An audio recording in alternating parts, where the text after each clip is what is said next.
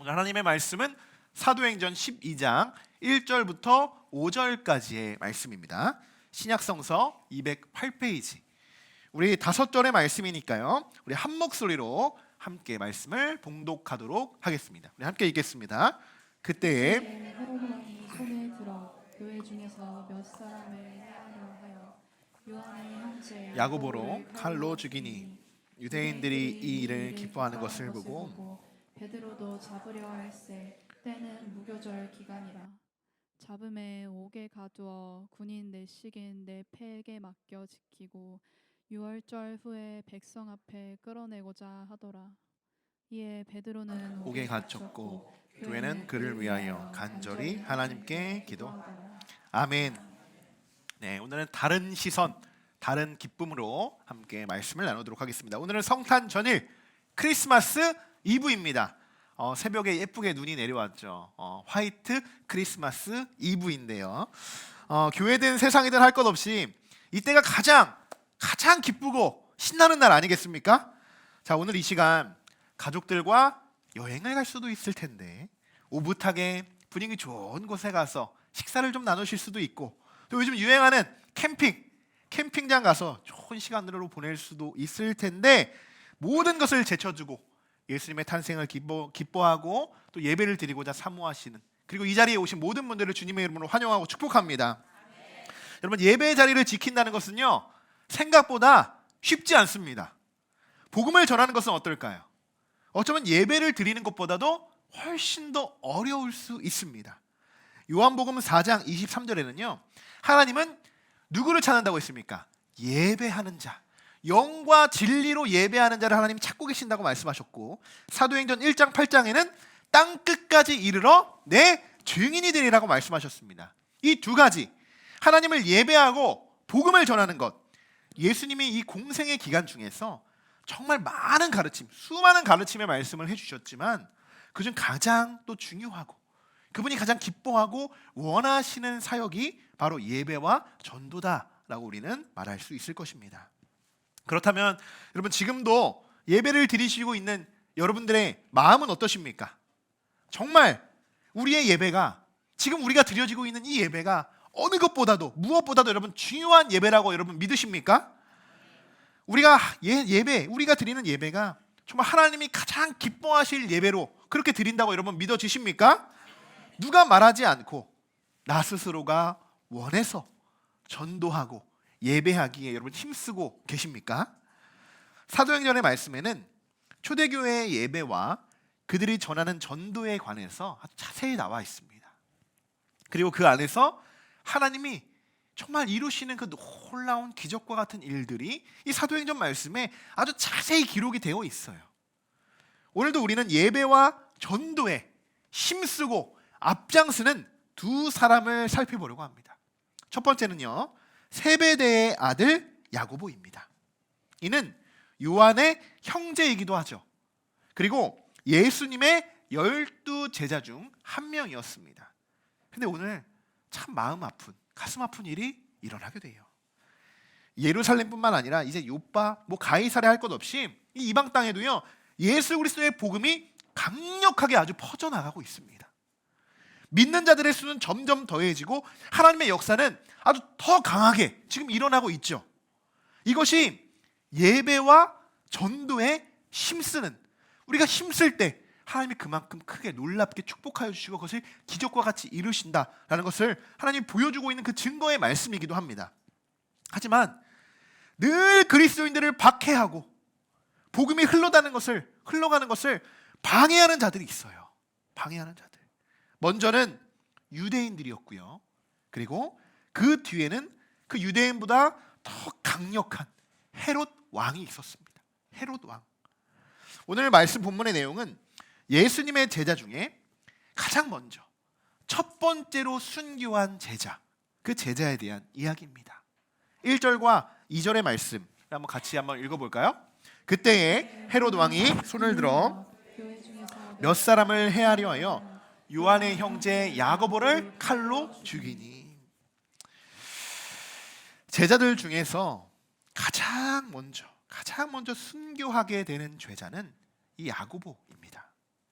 그는 헤롯 왕의 손에 의해서 정확히는 참수형을 당하게 됩니다. 헤롯 왕은 당시 이 팔레스타인 지방을 통치했던 왕이에요.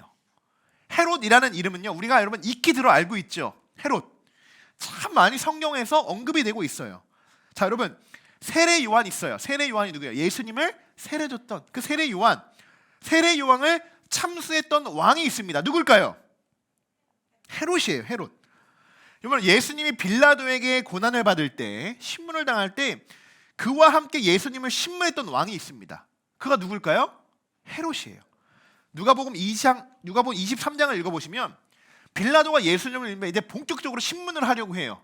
근데 가만히 보니까 예수님이 갈릴리 사람인 거예요. 갈릴리 사람. 그러니까 내 관할이 아닌 거예요. 여러분 경찰들이 뭐 사건 일어나면 관할 엄청 중요하게 여기죠. 이때도 마찬가지였습니다. 내 관할이 아닌데 함부로 예수를 데리고 와서 내가 신문한다는 건 큰일 날 일입니다. 그래서 그 당시 예수님의 그 지역에 있는 관할, 그 관할을 지키고 지배하던 왕, 그가 누굴까요? 헤롯이에요. 그래서 빌라도가 헤롯 왕을 찾아가서 이 예수를 내가 어떻게 해야 되느냐 묻습니다. 그리고 둘이 짝짝꿍 해가지고 예수님을 신문해요. 고난합니다. 여러분 우리에게 또 가장 익숙한 왕이 있어요. 예수님이 이 땅에 오셨을 때 동방박사들을 보내고 야 나도 그 왕에게 가서 내가 절할 거야 라고 거짓말을 했던 사람이 있습니다. 그가 누굴까요? 헤롯이에요. 헤롯. 정말 헤롯은요 어떻게 보면 바벨론과 같은 아주 지긋지긋한 존재예요. 우리에게는. 하지만 여러분 이걸 아셔야 돼요. 지금 말씀드린 헤롯 왕은요 모두가 동일 인물이 아닙니다. 모두가. 자, 헤롯 왕의 가계도입니다. 뭐 자세히 보이지 않겠지만 그냥 이렇구나라고 생각하시면 돼요. 이름만 동일할 뿐 모두 다른 인물을 우리가 인지하고 말씀의 시대적인 배경들을 우리가 살펴봐야 된다는 거예요. 자, 오늘 야고보를 죽인 왕은 어떤 거냐면 이 가계도의 맨 밑에서 그 바로 위에 그 주황색 있죠. 아그리빠 1세, 헤롯 아그리빠 1세가 오늘 야고보를 참수했던 왕이라는 것입니다. 이 헤롯 왕은요 굉장히 정치적입니다. 자기 세력을 어떻게든 확장시키려고 했던 왕이에요. 왜냐하면 그는 자신을 반대하던 유대 지도자들이 있었어요. 근데 그들의 마음을 사로잡기 위해서 어떻게 했는 줄 아십니까? 이 그리스도인들을 이용했어요. 그들을 박해하고요. 유대인들이 가장 싫어했던 사람이 누구예요? 예수님 믿는 사람들이잖아요. 그들을 표적으로 잡아서 그들을 박해합니다. 더욱더 왜요? 유대인들 그 지도자들의 마음을 사로잡으려고. 쉽게 말하면 유대인들을 자기 편으로 만들려고 온갖 방법을 다 동원했다는 겁니다. 그리고 정말 가슴 아프게도 그 본보기가 된 것이 제자 야고보였던 거예요. 제자 야고보. 여러분 참 가슴이 아프죠. 야고보가 한 것은 뭐예요? 야고보가 지금까지 한 건 뭐예요? 열심히 예수님 믿고 복음 전하고 어떻게든 가르치고 그 말씀을 지켜 행하기를 그렇게 살아왔던 사람 중에 한 명이었습니다. 그런데 그가 이렇게 한순간에 처참하게 참수형을 당하게 됐다는 것이 우리의 마음을 참 메이게 할 때가 있습니다. 만약 이런 일들이 사도행전에 나오는 이야기만이 아니라 지금 우리 시도에도, 우리 지금 이 시대에도, 지금 우리가 살아가는 이 현 시대에도 벌어지고 있다라고 생각해 보십시오. 그러면 여러분 어떻게 하시겠습니까? 여러분 복음 전하는 일 멈추시겠습니까? 아니면 더 정진하시겠습니까? 정말 쉽지 않은 선택이겠죠. 그러나 야고보가 이렇게 순교할 수 있었던 이유는요, 그는 온전히 예수님만을 바라봤기 때문입니다. 그는 예수님이요 어떤 고난과 수치 그리고 어떻게 십자가에 달려 돌아가셨는지 그 희생의 의미를 어떠한 의미인지 너무나도 잘 알고 있었습니다. 여러분 우리가 우리의 삶이 여러분 이 세상이 마지막이 아니라 천국이 우리의 종착점이 되어야 한다는 그 확신이 있으시다면 지금 우리가 두려워해야 하는 것은요 절대로 세상이 아닌 줄 믿습니다. 오늘 성탄절인데요, 성탄 전일인데요, 너무 가슴 아픈 이야기를 우리가 듣고 있는 것은 아닌가 이렇게 생각하시는 분들이 혹 계실지도 모르겠습니다. 하지만 성탄절이 예수님의 탄생을 기념하고 왜 그분이 이 땅에 오셨는지를 그 이유를 우리가 한번 다시 돌아보는 시간이라면 오늘은요 그분이 우리를 위해 십자가를 지셨던 그 죽음의 의미를 다시 한번 우리가 기억해야 할 것입니다. 예수 그 이름은 무엇입니까? 그가 자기 백성을 그들의 죄에서 구원할 자. 그게 예수님이에요. 그분은 이미요 이 땅에 오시기 전부터 우리를 구원하시기 위해서 십자가를 택하셨다는 것입니다. 여러분, 우리가 세상에 우리가 천국의 소망을 두고 우리가 살아가지 못한다면요, 세상에 우리는 먹이가 될 것이에요. 먹이가. 야고보가 순교를 당하는 이 장면을 지켜보고 있던 수많은 유대인들, 여러분, 그들이 야고보의 순교를 바라보면서 어떻게 행동했는지 아십니까? 이렇게 행동했다는 거예요. 유대인들이 이 일을 기뻐하는 것을 보고 베드로도 잡으려 할세. 때는 무교절 기간이라. 이 순교의 모습을 바라보면서 너무 기뻐하는 겁니다. 너무 기뻐해요. 여러분, 충격적이지 않습니까? 저는 이 말씀을 묵상하면서 정말 유대인들 하나님 앞에 정말 큰 벌을 받겠다, 어떻게 하려고 이럴까 라고 생각이 되어졌어요. 야고보의 죽음을 기뻐하는 것, 그래, 거기까지 좋아요. 그럴 수 있어요. 그렇게 생각합니다. 그들의 입장에서 생각할 때 그래, 그럴 수도 있었다 싶어요. 그런데 여러분, 그거보다 더 중요한 게 있어요. 이 누가는요, 그 뒤에 무엇을 기록하고 있냐? 그 기뻐하는 기간, 언제인지를 기록하고 있어요. 언제입니까? 무교절 기간이라는 거예요. 무교절 기간. 무교절 기간에 그리고 뭐야? 베드로도 잡혀오죠. 베드로까지 잡아들어요. 그리고 이들이 뭐라고 말합니까? 유월절 후에 백성 앞에 끌어내고자 하더라. 그 말은 뭐예요? 야고보도 죽였으니까 유월절 다 끝나면 베드로도 이제 죽이자. 그러한 이야기입니다. 여러분, 이스라엘에는요 7대 절기가 있어요. 유교절, 유월절, 무교절, 초실절, 오순절, 나팔절, 대속죄일, 초막절. 이스라엘은 이러한 절기로 한 해를 보냅니다. 자, 일단 보시면 유월절을 시작으로 첫 절기가 시작이 됩니다. 유월절 뒤에 바로 이어지는 절기가 무교절이라는 절기예요. 쉽게 말하면 유월절이 14일에 시작되는데 무교절은 14일 밤부터 시작돼서 21일까지 이어지는 하나의 절기라는 것입니다. 하나의 흐름이라는 거예요. 그러니까 마치 우리가 고난주간을 시작하죠. 그리고 그것이 어디까지 가요? 부활절까지 가는 한 흐름으로 가잖아요. 그거와 비슷하다는 거예요. 유월절, 여러분 생각하고, 우리가 흔히 유월절 하면 뭐가 생각납니까? 문지방에 피를 바르면 장자의 죽음을 피해가는 날, 이렇게 생각하잖아요. 무교절은 어떤 날이에요? 네, 그런 날입니다. 네, 누룩이 들어가지 않는 빵을 먹는 날이잖아요. 그죠? 대부분 여기까지는 알고 있어요. 아니, 여기까지만 알고 있어요. 그죠? 그래야 또 목사님들이 뭐 설교를 할 거 아닙니까? 자, 여러분, 그렇다면 여러분, 이 시대에 구약의 유월절과 구약의 무교절은 그런 날이었어요. 그러한 예수님의 제의, 이 레위기에 자세히 나와 있죠. 이런 이야기들이.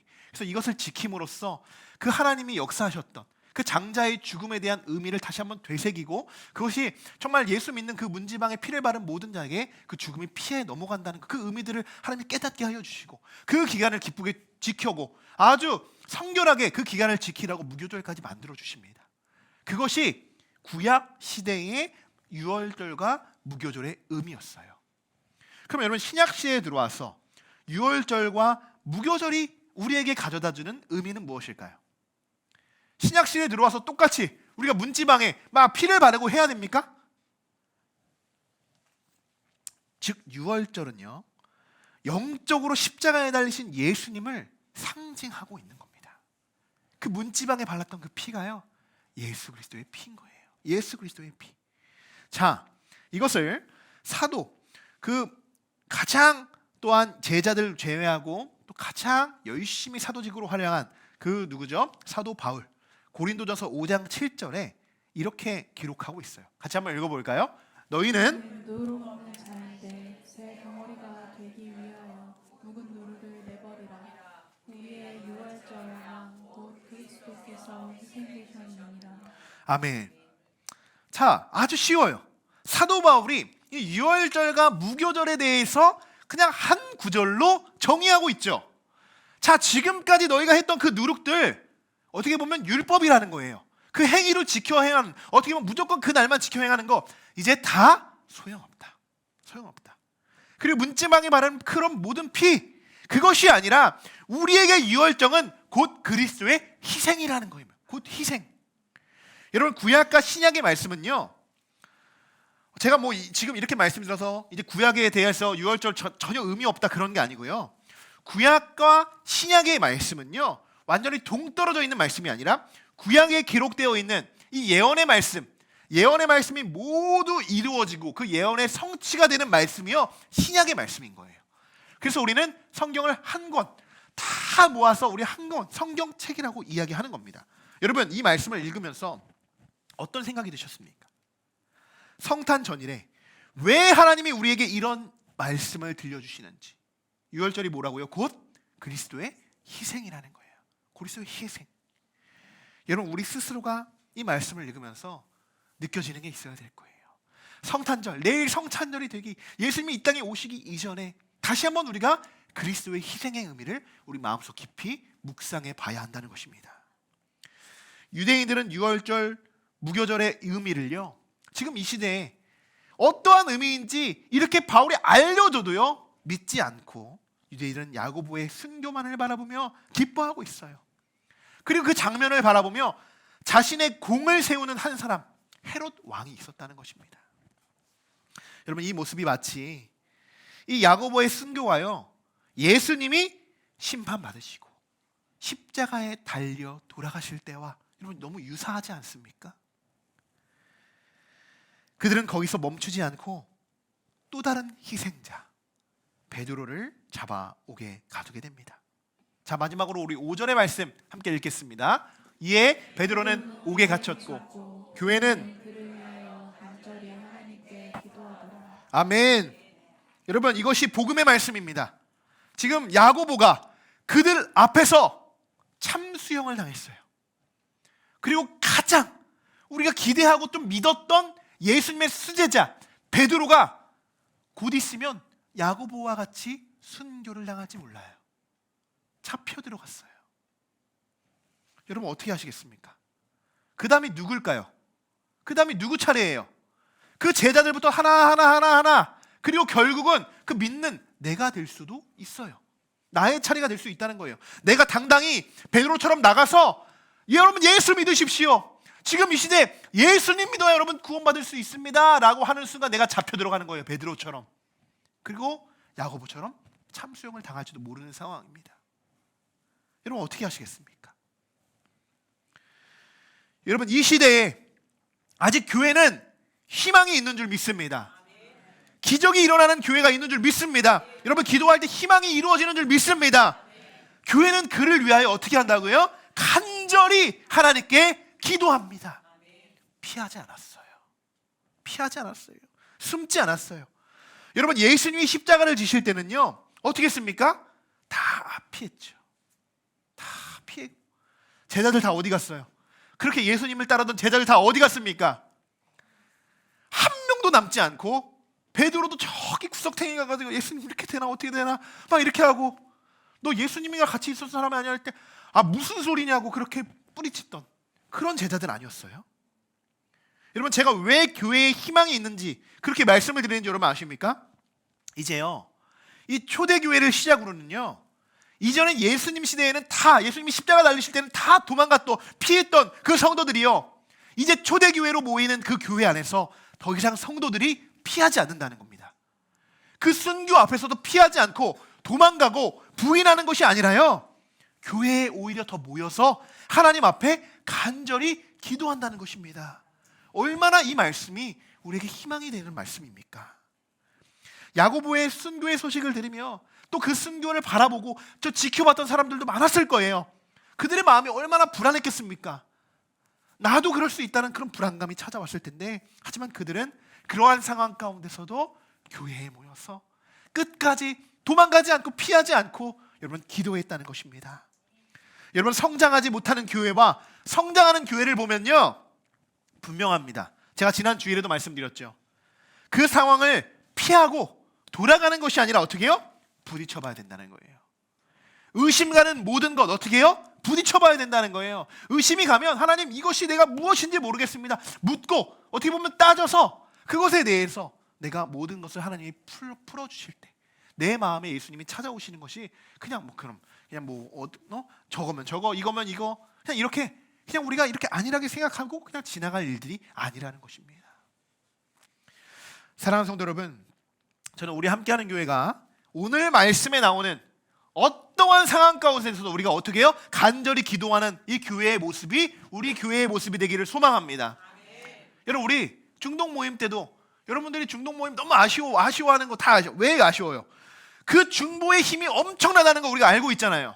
서로 한 주간 한 주간 나누면서 그 기도의 응답들을 나누면서 정말 이 중보의 힘이 엄청나게 위력이 있다는 거 우리는 분명히 알고 있습니다. 우리 교회는 계속적으로 그것을 경험하고 또 앞으로 더 크게 우리가 기도하고 하나님의 간구 가운데 하나님이 더 크게 일하실 하나님을 우리가 기대하는 줄 믿습니다. 세상은 마치요 헤롯과 유대인들처럼 여러분 우리를 가로막을 거예요. 2024년 우리가 더 크고 더 큰 희망을 갖고 우리가 기도하잖아요. 그죠? 더 간절히 기도하잖아요. 그러면 어떻게 해요? 더 강한 사탄이 찾아올 겁니다. 여러분 어떻게 할 겁니까? 이 시대에 어떻게 할 거예요? 도망가고 회피하고 그러는 것이 아니라 어떻게 한다고요?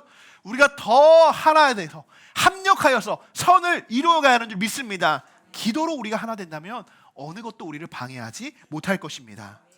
여러분, 우리는 그 모든 상황 앞에 기도함으로 하나님의 일하심을 우리가 더욱더 간구할 것이고, 지금보다 더 크게 일하시고 역사하실 하나님을 여러분 기대하며, 그리고 여러분 개인에게도, 그리고 여러분 가정에게도, 그리고 여러분의 사업장과 여러분의 모든 학업과 취업 가운데도 하나님이 크게 역사하실 그런 2024년이 되시기를 주님의 이름으로 간절히 축원합니다.